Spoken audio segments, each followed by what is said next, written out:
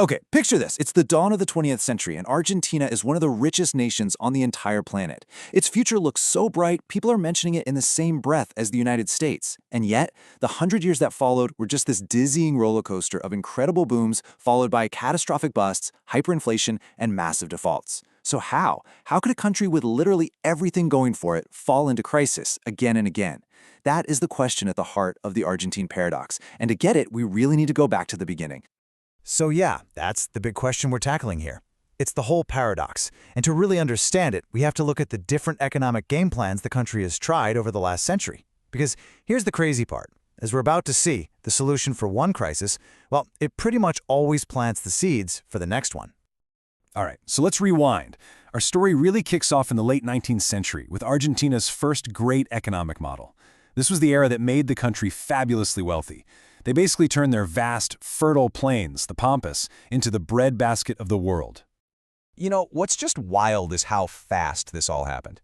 It all kicks off around 1880. The country gets politically stable, and foreign money starts pouring in.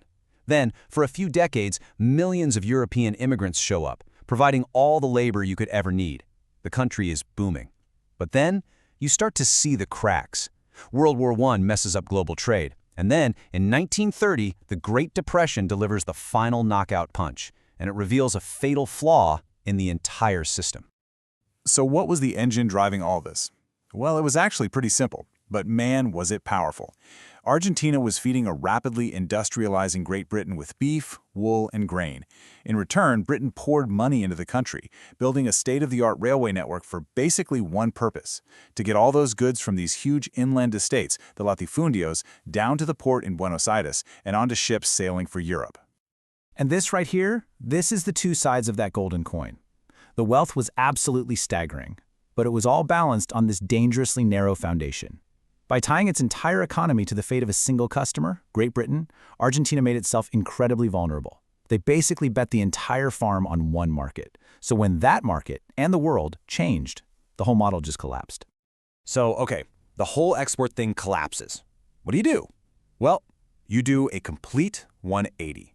The collapse forced a dramatic change in strategy. Argentina's new goal was to look inward, to try and break that cycle of dependency by building its own powerful domestic industry. Now, the big idea behind this whole shift was something called Import Substitution Industrialization, or ISI. I know, it's a mouthful, right? But the concept is super simple. Instead of buying things from other countries, just make them yourself. You protect your local factories from foreign competition, you build them up, and hopefully they become strong enough to stand on their own. And look, this wasn't some small-time plan. It was hugely ambitious. It started with things like clothes and appliances for the growing middle class. Then, it moved on to the really big stuff: steel, oil, chemicals, the heavy industries that are the foundation of a modern economy. But here's the crucial third step. The government also pushed to raise workers' wages. Why? To create a strong internal market of people who could actually afford to buy all these new locally made products. But, and there's always a but in this story, right? This new model had its own killer flaw. Economists call it the stop-and-go cycle, and it's pretty much what it sounds like. When the economy was humming along, that's the go, factories were booming. But to boom, they needed to import heavy machinery and specialized parts, which you had to buy with US dollars. This would drain the country's dollar reserves, creating a currency crisis. So what do? You have to slam on the brakes, that's the stop, which causes a recession, just to build those dollar reserves back up again. So you get this incredible, almost painful irony at the heart of it all. This whole massive project, this whole experiment that was designed to end foreign dependency, well, it just created a totally new kind of dependency. Argentina had just swapped its reliance on foreign customers for a reliance on foreign machines, trapping its economy in this crazy, volatile cycle of its own making. So, the state-led industry thing didn't quite work out as planned. And what does Argentina do? It swings the pendulum, and I mean hard, in the other direction. Starting with the military dictatorship in '76 and really ramping up in the '90s, Argentina took a massive gamble on a radical new idea: neoliberalism. This was a full-on bet on the free market. Less government, sell off state companies, open up the borders for trade. This was going to fix everything once and for all. The first phase of this, which was under a military regime, was all about one thing: debt. I mean, just look at these numbers. The country's borrowing just explodes. It goes from $7 billion to a mind-boggling $45 billion in just 7 years. A big reason for that jump? The government nationalized private company debt, basically putting it on the public's tab. This set a really dangerous precedent. By the early 90s, things were a mess. We're talking hyperinflation so bad, your money was worth less by the minute. The solution? It was one of the most audacious economic policies you'll ever hear of, the convertibility plan. They passed a law that legally fixed the exchange rate at 1 Argentine peso to $1. It was like a monetary straitjacket. And yeah, it worked. It absolutely crushed hyperinflation. But that relief came at a massive, massive price. And this one-to-one peg, it wasn't a standalone thing. It was the keystone of this whole new free market architecture. The government went on a selling spree, privatizing pretty much everything. The oil company, the airline, phones, water, you name it. They deregulated the economy and threw the doors wide open to foreign imports. It was a total teardown of the old model. So, how did they keep this stable system afloat? Where did the money come from? Well, you guessed it, more borrowing. The external debt more than doubled during these years. See, that one-to-one system needed a constant river of US dollars flowing in to stay alive, and that river was fed by huge international loans. And by 2001, the whole thing just broke. It became completely unsustainable. International investors got spooked and pulled their money out. To stop people from emptying the banks, the government froze everybody's bank accounts. They called it the Corralito.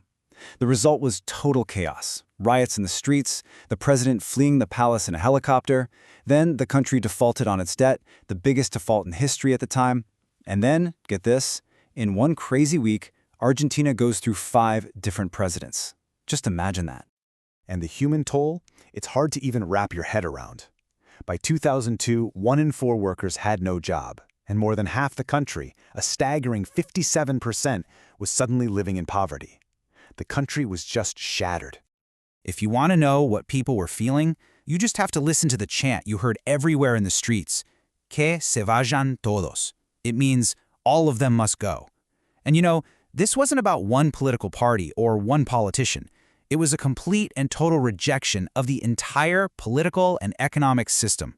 It was a roar of anger at everyone in charge, who people felt had just completely failed them. And here's where the story takes another wild turn. Out of the absolute rubble of 2001 comes one of the most incredible economic recoveries you can imagine. So this last part of our story is all about how Argentina pulled itself back from the abyss and what that means for its future. And the irony is just perfect. The very thing that marked the final spectacular collapse, getting rid of that one-to-one peso-dollar peg, that was the exact same thing that sparked the recovery. The currency was massively devalued, and while it was incredibly painful at first, it totally changed the economic game. All of a sudden, with a devalued peso, Argentine products were super cheap for the rest of the world to buy. At the same time, foreign stuff became crazy expensive for Argentines. You combine that with a global boom in commodity prices like soy, a major restructuring of its defaulted debt, and yeah, the state stepping back in to play a bigger role. It was like the perfect storm for a massive comeback. And how big was this comeback? Just look at this number. Industrial production shot up by 70% in just 7 years. 70! Factories that had been shuttered for years were firing back up to meet all this new local demand. It was a period of full-on reindustrialization, healing a lot of the wounds from the 90s. So when you zoom out and look at this whole crazy century, this pattern just screams at you, right? Each grand solution just ends up creating the very next grand problem.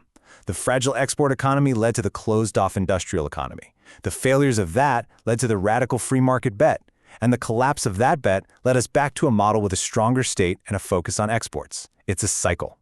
Which brings us right back to today. And it leaves us with the billion-dollar question, doesn't it? After 100 years of these violent boom and bust cycles, has Argentina finally figured it out? Have they found a way to have stable, sustainable growth? Or are the challenges we see today, like high inflation and political division, just the warning signs that a brand new, all too familiar cycle is revving its engine, ready to start all over again? That, right there, is the question that hangs over Argentina's future.